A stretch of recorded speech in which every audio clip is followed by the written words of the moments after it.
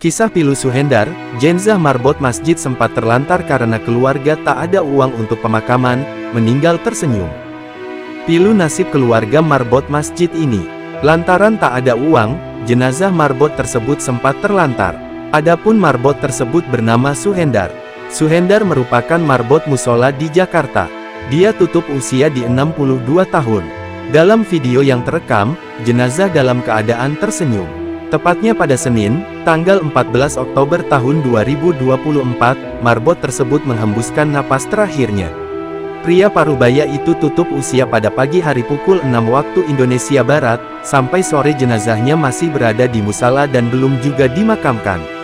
Menurut informasi yang beredar, keluarga Suhendar memiliki keterbatasan biaya sehingga belum bisa membiayai pemakaman marbot tersebut. Tak ayal, insiden tersebut langsung dengan cepat viral di media sosial. Bahkan jenazah Suhendar terekam dalam sebuah video yang kemudian diunggah di media sosial.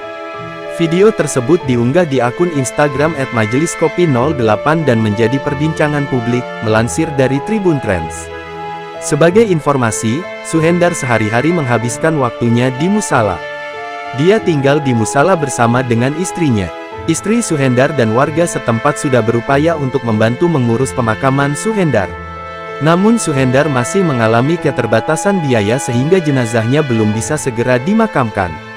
Warga dan DKM musola tersebut juga sudah berupaya membantu.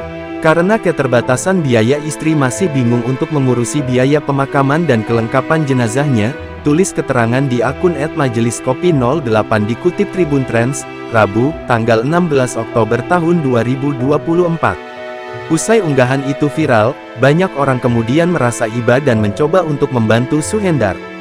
Melansir akun Instagram @santri_menebar_kebaikan, dijelaskan bahwa keluarga almarhum telah mendapatkan bantuan sebesar 3 juta.